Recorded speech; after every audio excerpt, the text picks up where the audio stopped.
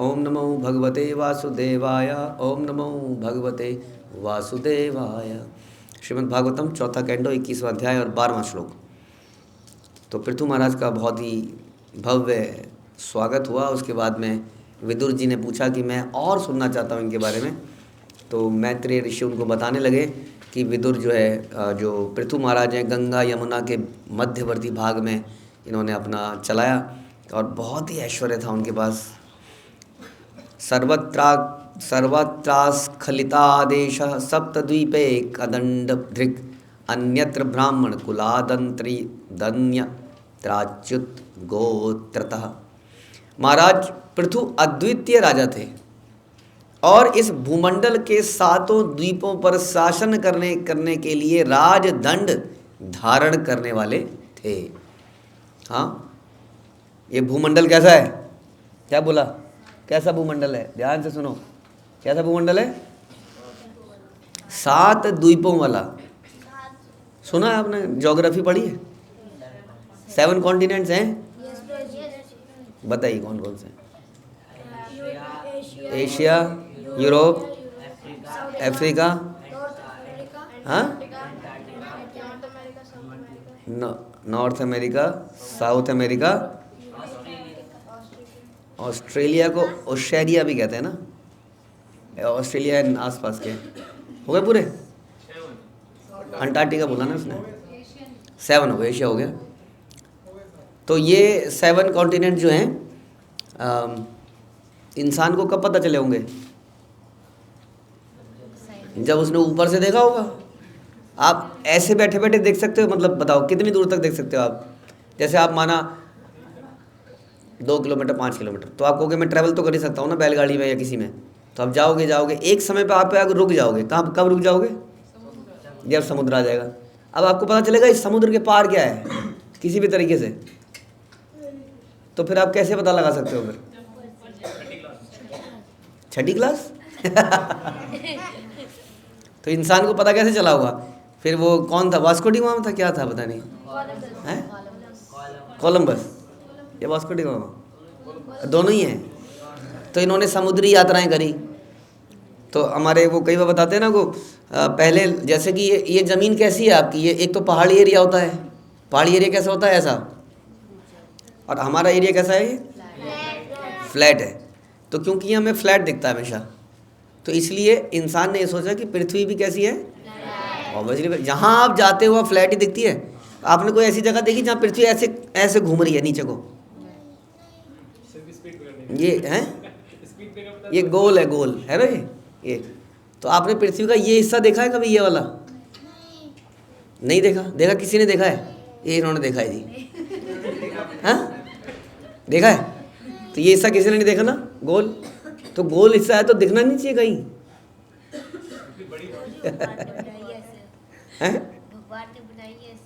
हाँ, वो तो है ही। तो ये गोल हिस्सा दिखता नहीं है। तो इंसान ने क्या सोचा? इसका मतलब कि पृथ्वी ऐसी है। ठीक है। तो अगर आप कहीं से चलते हो और घूम के वहीं पहुंच जाते हो, है ना, तब धीरे धीरे इनको रियलाइज़ हुआ कि there is something, it is not flat.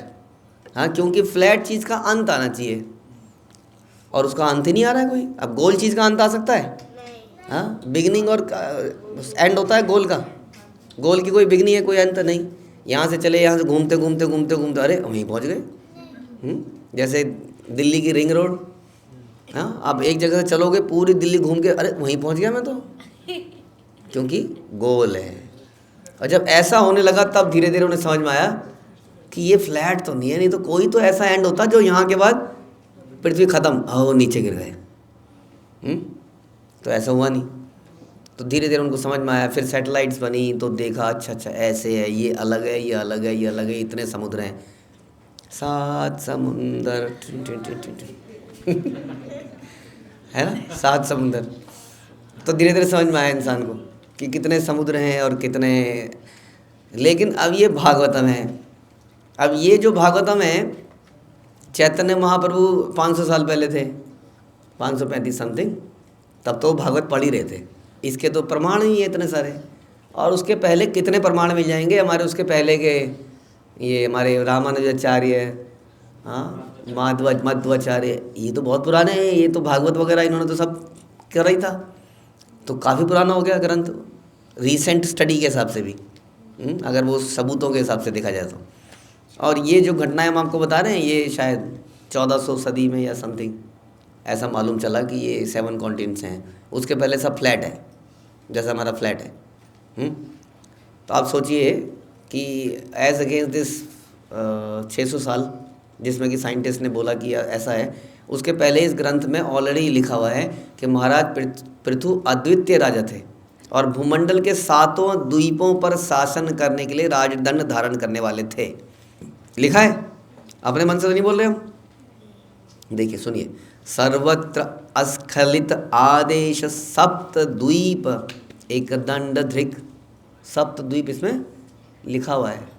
अब बताइए क्या कुछ कहना चाहते हैं इस बारे में, कि भागवत में पहले से पता है कि सप्त द्वीप हैं।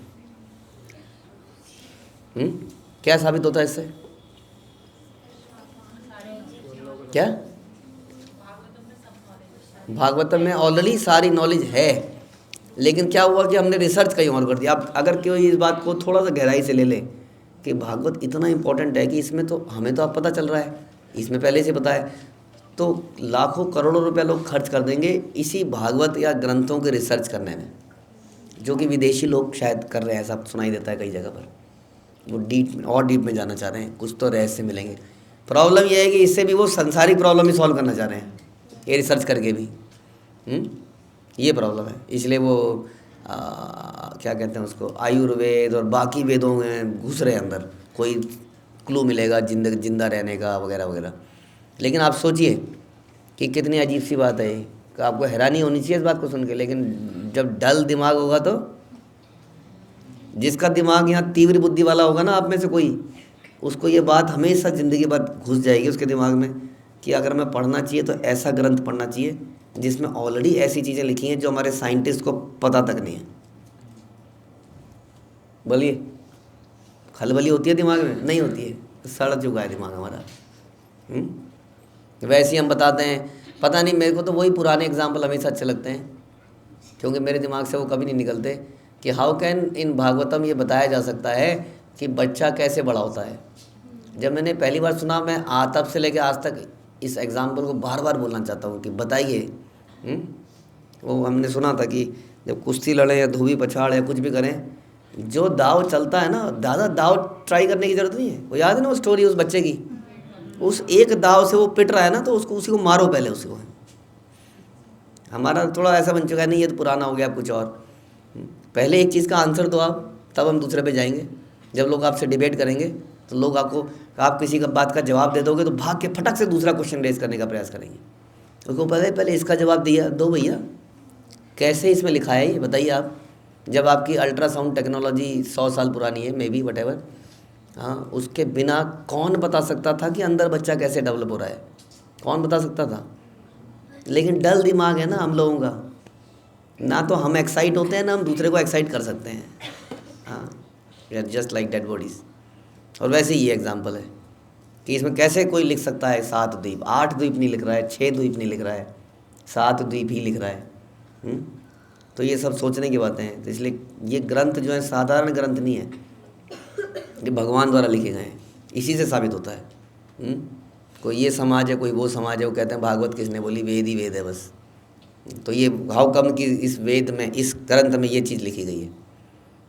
तो इसलिए ऐसे सप्तद्वीप, यानी कि इससे एक बात और साबित होती है कि पृथु महाराज किसके राजा थे? ब्रह्मांड कहाँ है इसमें? पूरी पृथ्वी के राजा हुए ना, पृथ्वी से शिष्यात। तो पूरे इस पृथ्वी के 7 द्वीपों के, अब सोचिए उन्होंने कैसे करा होगा। हवाई जहाज तो पता नहीं था, हो सकता है होते हों, अदरवाइज़ कैसे कंट्रोल करेगा वो? यूरोप को कैसे कंट्रोल किया होगा उन्होंने? कैसे? टेलीफोन, हवाई जहाज, क्या कुछ तो रहा होगा कि वो इन सब के जब राजा थे तो कुछ इस तरह से कुछ टैक्स कलेक्शन, कुछ कॉमन पॉलिसीज़, तभी तो राजा माना जाएगा कि आपके अंडर में है, वो आपके कंट्रोल में है। तो यानी कि देयर इज समथिंग जो अभी भी हमें नहीं पता है कि कैसे उन्होंने कंट्रोल किया होगा। उनके अटल आदेश का, ये सुनिए, उनके अटल आदेश का यदि कोई उल्लंघन कर सकता था तो केवल ब्राह्मण और वैष्णव। यानी कि यूरोप में क्वीन विक्टोरिया, कौन है, एलिजाबेथ जो भी है, वो थी नहीं तब। हाँ, उधर से ऑस्ट्रेलिया, उधर से व्लादिमीर पुतिन। तो सोचिए कि कहीं पर भी कोई आज्ञा का उल्लंघन नहीं कर सकता है, केवल ब्राह्मण और वैष्णव ही उल्लंघन कर सकते थे। वो क्यों कर सकते थे? क्योंकि वही तो बताएंगे कि करना क्या है, उनकी आज्ञा ही वास्तव में नियम बनेगा। ऐसा राज्य था, ऐसा नहीं था उनके कंट्रोल में कुछ नहीं था, सब फिसल जा रहा था, समझ नहीं आ रहा था क्या करें, दिमाग खराब हो गया था। इधर उस पार्टी ने हल्ला मचा रखा है, उसका सांसद ने छोड़ दिया है, वहाँ बहुमत, वहाँ दोबारा वोटिंग करनी पड़ेगी, वहाँ कुछ हो रहा है, वहाँ कुछ हो रहा है, मुसीबत आ गई है। ऐसा कुछ नहीं था, कह रहे कोई उल्लंघन हो ही नहीं सकता था। सोचिए, और सारे के सारे 7 कॉन्टिनेंट्स में ऐसा तो हमने नहीं देखा। हाँ, अभी इंग्लिश लोगों ने ऐसा कोशिश करी थी करने की, है ना। इंग्लैंड ने जगह जगह गए, कॉलोनी बनाई, लेकिन एक स्टेज में एक जगह बनाई, वो पीछे से उखड़ती चली गई, नहीं रख पाए कंट्रोल। इंडिया में आए, फिर कहीं और गए, कहीं इंडिया वालों ने उखाड़ा, कहीं और से किसी ने उखाड़ा, वहाँ से सब जगह आपको मालूम है ये सब क्रांति हो चुकी है। आई थिंक फ्रांस, ये सब सब जगह पे पहले इन्हीं का कंट्रोल हो गया था, लेकिन धीरे धीरे सबको उखाड़ के सब ने उखाड़ के भगाया, नहीं रख पाए। और ये पृथु महाराज के बता रहे हैं, कह रहे इनकी आज्ञा का उल्लंघन ही नहीं हो सकता था। ऐसे राजा ये वास्तव में थे। आधुनिक युग में लोगों की यह भ्रांत धारणा है कि वैदिक काल में या पुरैतिहासिक काल में अमेरिका और संसार के अन्य भूभागों का पता ही नहीं था, है ना। वो मानते हैं ना, क्योंकि बीच में शास्त्र जब खत्म हुए, जब शास्त्र खत्म हो गए तो क्या खत्म हो गया? नॉलेज। जब नॉलेज खत्म हो गई तो लोगों ने क्या किया? दोबारा से रिसर्च करनी शुरू करी। तो जब दोबारा से रिसर्च करनी शुरू करी तो किसी ने सुना होगा इंडियंस हैं, तो इंडिया को खोजने गए, और कहाँ पहुँच गए? हाँ, वेस्ट इंडीज़। वैसे तो अमेरिका पहुँचे, लेकिन वेस्ट इंडीज़ का नाम पता नहीं क्यों है, जो भी है वो बता रहे कहीं और पहुँच गए। वो बोला यही इंडिया है, क्योंकि हमने बड़ा सुना है उसके बारे में। तो इस प्रकार की कुछ धारणाएं बनने लगी, खोज होने लगी। तो कह रहे हैं कि कई बार लोग सोचते हैं कि पहले पता ही नहीं था कि अमेरिका भी कोई जगह है, लेकिन यहाँ तो दिखता है पता था। पृथु महाराज से ने तथाकथित पुरैतिहासिक काल से कई हजार वर्ष पूर्व संसार पर शासन किया, और तब भी ऐसा डिवीज़न था। जिस देश में पृथु महाराज ने वास किया था वह अवश्य ही भारत रहा होगा। क्यों भारत रहा होगा? हाँ, क्योंकि बताया था कि गंगा और यमुना के बीच में उन्होंने राज्य किया, रहे, मतलब दिमाग को खोलो। तो प्रभुपाद कह रहे हैं इसलिए ब्रह्मावत भी कहा जाता है जिसको। तो गंगा या यमुना नदी के द्वाबे में निवास करते थे, और आधुनिक काल में इसे ही पंजाब तथा उत्तरी भारत का भूभाग जाना जाता है। इस प्रकार ये स्पष्ट है कि कभी भारत के राजाओं ने समूचे संसार पर राज्य किया था, और उनकी संस्कृति वैदिक थी। ये वास्तव में सच है। इवन हम सुनते हैं कि जो गौतम बुद्ध थे उनकी जो रीच थी वो बहुत दूर दूर तक थी, जो कि आज कहाँ मिलती है? जापान, मलेशिया, इन सब देशों में आज भी उसके कई सारी ऐसी चीज़ें दिखती हैं, मिलती हैं। हाँ, कई यहाँ पे हमारे कई सारे लोग राम भगवान को बहुत मानते हैं। मॉरिशस में, इस साइड बाली और इस सब जगहों में, वहाँ पे कई लोगों को इनकी कथाएं पता है, रामलीला वहाँ होती हैं। तो ये बहुत फैला हुआ था संसार में। हाँ, ऐसा नहीं है कि यहीं पर था। समझ में आ रहा है? पूरा संसार इस बात को मानता था, जानता था। तो इस प्रकार से ये पृथु महाराज का इतना बड़ा शासनकाल था। एकदासीन महासत्र दीक्षा तत्र दिवो कसाम समाजो ब्रह्मर्षिण्याम च राजर्षिणाम च सत्तम। एक बार राजा पृथु ने एक महान यज्ञ संपन्न करने का व्रत लिया, जिसमें ऋषि, ब्राह्मण, स्वर्गलोक के देवता तथा बड़े बड़े राजर्षि एकत्र हुए। आए होंगे, पूरे संसार का राजा है। तस्मिन् हत्सु सर्वेषु सर्वचितेषु यथाहर्थ उत्थितः सदसो मध्ये तारणा मुड़राडिव। उस महान सभा में महाराज पृथु ने सर्वप्रथम समस्त अतिथियों की उनके पदों के अनुसार यथा योग्य पूजा करी। कैसी पूजा करी? यथा योग्य, यानी कि जैसे उनके लिए उचित थी। कोई बड़ा था, कोई छोटा था, कोई ब्राह्मण था, कोई क्षत्रिय था, सबको पूछा पाछा जो भी किया। फिर वे उस सभा के मध्य में खड़े हो गए। ऐसा प्रतीत हुआ मानो तारों के बीच में पूर्ण चंद्रमा का उदय हुआ है। ऐसे लग रहे थे वो, बीच में खड़े थे। हाँ, वैसे तो दूसरों को आदर दे रहे थे, लेकिन फिर भी चंद्रमा खुद लग रहे थे। तो यदि आप दूसरों को आदर देते हो तो आपकी पोजीशन तो छोटी हो ही जाती है ना। जैसे अगर आप किसी को सर्व कर रहे हो तो आप तो दास बन गए, तो दास बन गए तो सबसे छोटे हो गए ना वहाँ पर। नहीं, क्या हुए फिर? आपकी पोजीशन बड़ी दिव्य हो गई। हाँ, ऐसा नहीं है कि छोटा बन के तो उन्होंने सबकी सेवा करी, सबको पूछा पाछा। ऐसे ही भगवान ने भी किया था राजसूय यज्ञ में, सबकी चप्पलों को संभाला, शू रैक। अब जैसे आपको बोल दिया जाए ये सब क्लास वाला छोड़ो, बाहर सारी चप्पलें गलत रखी हैं उनको लगाओ। हाँ, तो हमको लगता है क्योंकि मैं सबसे जूनियर हूँ इसलिए मुझे एक काम मिला है ना। हमें लगता है ये सेवा कौन सी है, कैसी सेवा है ये छोटी सेवा है, मुझे क्या चाहिए, कुछ बड़ी सेवा चाहिए। हाँ, ये क्या छिलके फेंक दो। हाँ, ये ऐसे काम मिल जाते हैं ना हमें कई बार। तो ऐसे काम से हम छोटे नहीं होते हैं, भगवान ने भी दिखाया।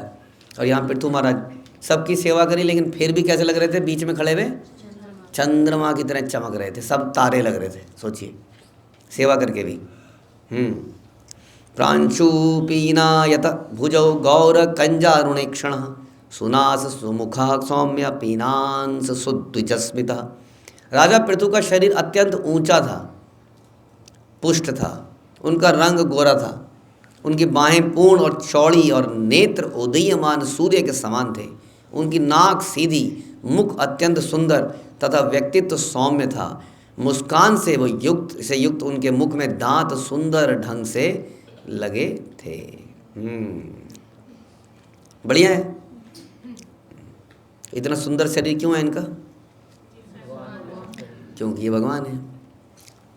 आपको भी चाहिए ऐसा है? चाहिए? हमें सर्वेंट बनना है तो सर्वेंट भी तो थोड़ा सुंदर दिखना चाहिए ना। ये फटा पुराना अजीब सा बेढंगा सर्वेंट नहीं होना चाहिए। अब भगवान के धाम में जैसे कि बड़े आदमी के यहाँ पे सर्वेंट भी सूट पहन के घूम रहा होता है, वो थोड़ी फटीचर होता है। अब बताओ चाहिए कि नहीं चाहिए? राधिका माता जी, चाहिए कि नहीं? चाहिए कि नहीं? हाँ जी। चलेगा कि यहाँ पर मालिक ने नॉर्मल कपड़े पहन रखे हैं और नौकर ने अच्छे कपड़े पहन रखे हैं। ये तो अच्छा नहीं है ना। तो मालिक ने नौकर कहा, मालिक ने बढ़िया कहा। बड़े मालिक तो हमारे मालिक ही है ना। पृथु महाराज के बारे में बता तो रहे, मालिक ने बहुत बढ़िया कपड़े पहन रखे हैं। हमारे राधा मदन मोहन जी को देख लीजिए, गोविंद देव जी को देख लीजिए, श्याम सुंदर को देख लीजिए, टॉप क्लास कपड़े। 1 लाख की ड्रेस भैया, कहाँ पहनते हैं हम लोग 1 लाख ड्रेस हैं? और ज्वेलरी मिलाएं, ये मिलाएं, तो कितने लाखों की ड्रेस पहने रहते हैं हम हमेशा। मालिक ने बढ़िया कपड़े पहन रखे हैं, आप बताओ। तो आपका भी ऐसी शरीर है, सुंदर है, बहुत बढ़िया है, नाक सीधी है हमारी वहाँ पर, बहुत सुंदर शरीर है। क्योंकि भगवान के सर्वेंट भी सुंदर होने ही चाहिए। लेकिन अभी हम नहीं आए, हमारी ऐसी बुरी हालत क्यों है? हाँ, क्योंकि हमने कहा हम नहीं करेंगे, मुझे खेलने दो, खेलने का टाइम हो रहा है। जब देखो काम बताते रहते हैं। हाँ, काम काम काम, तुम्ही को पूछते रहें, तुम्ही को खिलाते रहें, तुम्ही को पूछते रहें, तुम्ही को माला पहनाते रहें। तो ये सब चक्कर में हमारा ये हाल हो गया है। नहीं तो हम लोग बहुत सुंदर थे, सुशील थे, सब कुछ चीज़ों से संपन्न थे। अब यहाँ गिरे पड़े हैं। तो राजा पृथु बहुत सुंदर है, उनका सौम्य शरीर है, बहुत बढ़िया है। और उसके शरीर के बारे में और चर्चा हम अगले प्रवचन में करेंगे। हरे कृष्ण। श्रील प्रभुपाद की जय। ग्रंथराज श्रीमद् भागवतम की जय।